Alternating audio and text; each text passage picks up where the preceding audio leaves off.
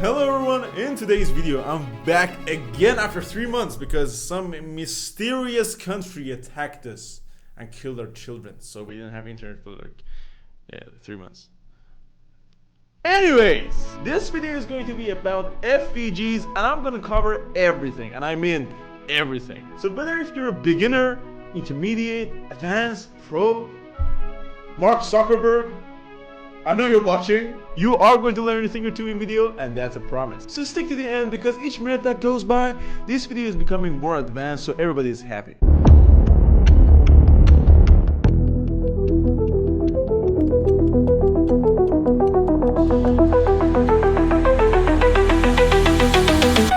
I missed this so much, really.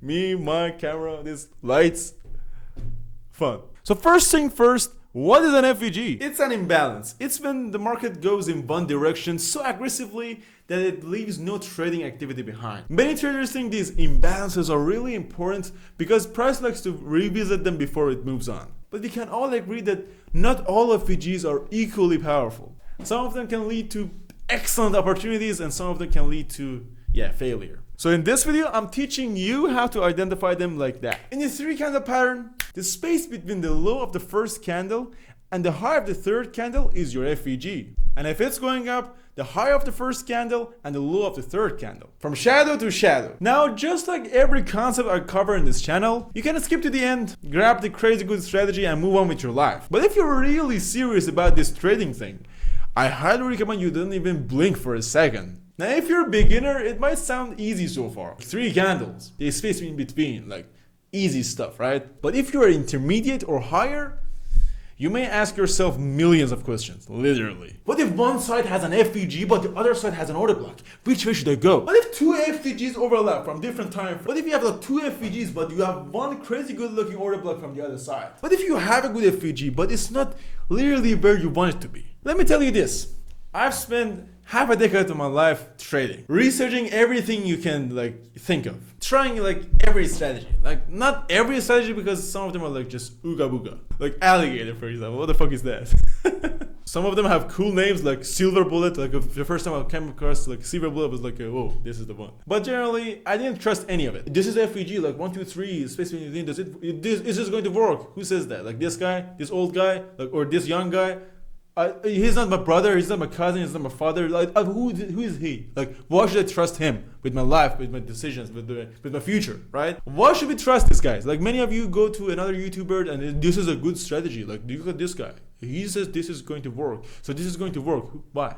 Why do you believe that guy? You may hear that saying, if you ask the right question, you're halfway there. Many of you think that the real question is which concept is right. No, it's about which side has more evidence. This trading thing is a game of probabilities. So the more evidence supporting one side, that means that position or that trade has more potential. So the rest of the video, I'm gonna tell you what factors make one FVG stronger than the other one. To make it even better, at the end I give you a scoring system so you can just score them by yourself. That's more convenient, right? Weak FVG versus a strong FVG.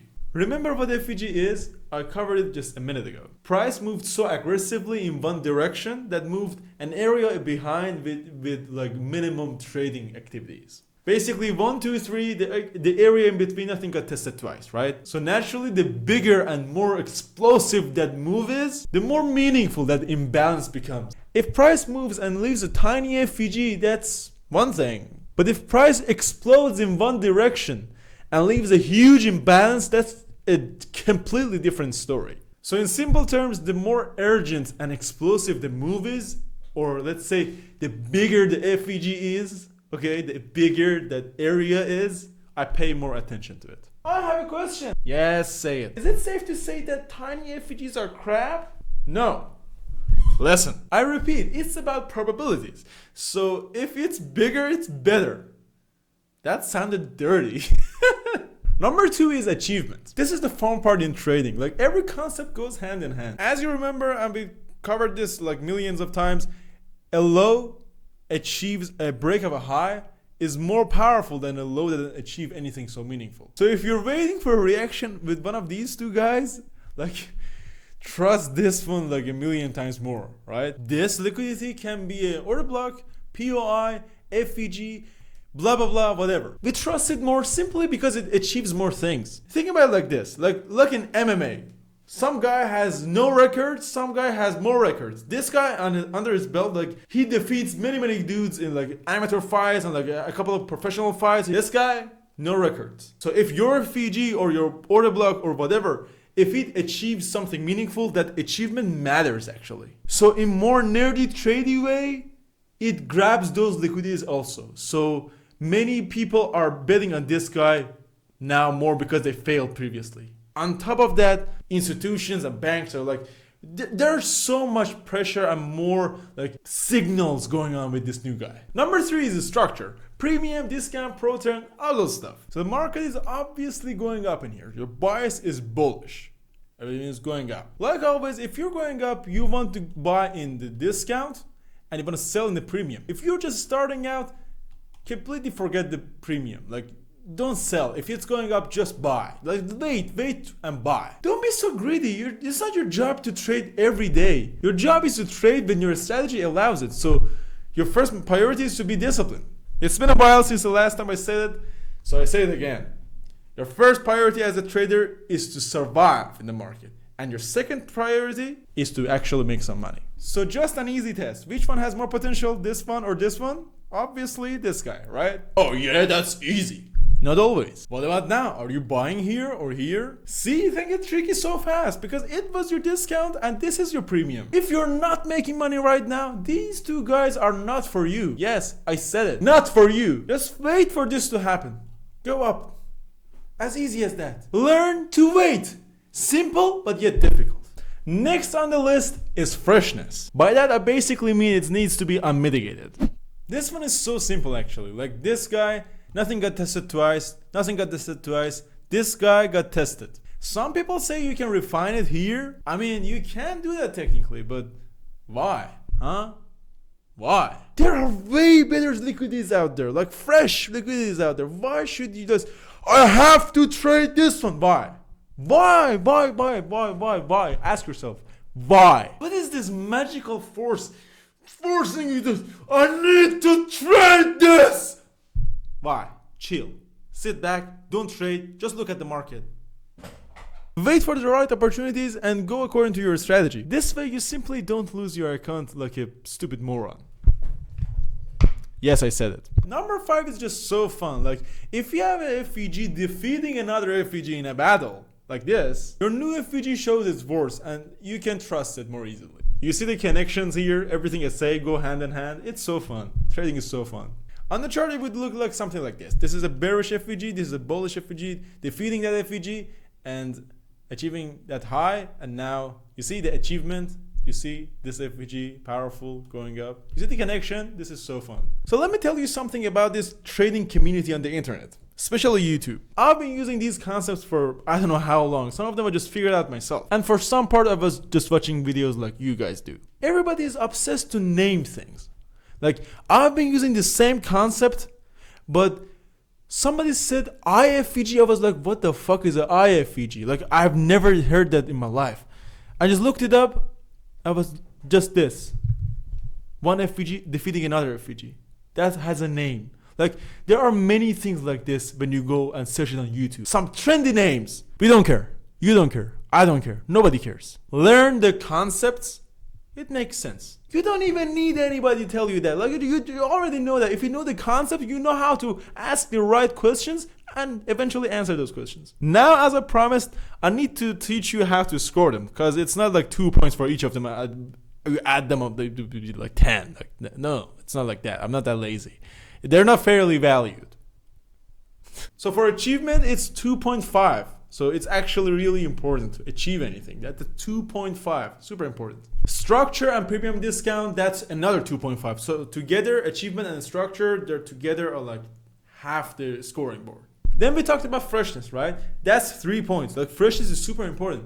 Why risk it? We talked about strong versus weak FVGs. That was like big guys, small FVGs like that. Yeah, that's just 1.5 points. I mean, that's really important, but it's not as important as the previous guys. And for IFVG, half a point. Like, that's it. I tested all of these guys. I know which one has more value. Just to make it clear, I didn't say those numbers out of my ass, right? I have reasons to say these numbers. You kids, you watch Subway Surf on the bottom, Joe Rogan talking about the Burke and I'll wrestle.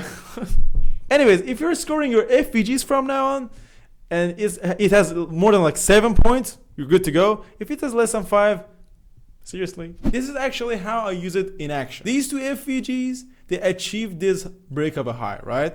So they're good guys. They're good FVG. We reached our FVG. This is our displacement. Is it enough? No. This displacement needs to be bigger. Like we need more fractal movement. This is better. This is way better actually. This is way better. Can we go from here? Let's see. This is the 50% mark. We're below. We're in the discount. We're going up. This is untested. It's fresh. It achieves the break of a high. Yes. Everything is fine with this FVG. We can actually go with that. Like if you're trading with FVGs, you can actually go with that. I really like this one. You may ask why. Because look at this. This is an order block, right? PI, whatever you want to call it. After that, we have an imbalance. We have our FVG. So order block, and after that is our FVG. This is a super powerful environment, like super powerful POI in general. Like this whole big box is so powerful. But anyway, this guy is good enough. It's not about what we wish for, it's about what's happening right now. At the moment, is this enough? Is this good? Yes. So we have enough displacement, everything. We can go up. Like, yeah, you can see. We can go up. This is really fine. And let's see what happens afterward.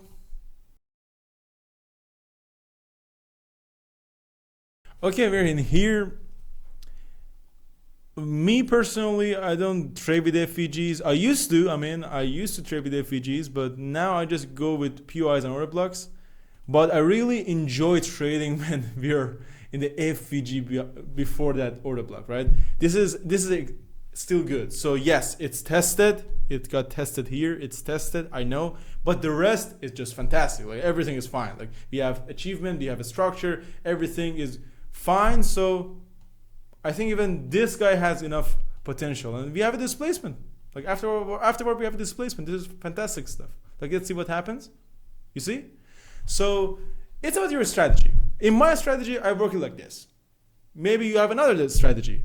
After all, stick to your strategy. Like if your strategy says something and you forward test it for like 10 years of the market, like at least 10 years, like bare minimum like 3 years. Like 3 years is just bare minimum. Some of you guys go forward test like for 2 months and you call it forward testing. 2 months is a trend. 2 months is nothing. I can give you statements of like 3 months of like close to 100% win rate.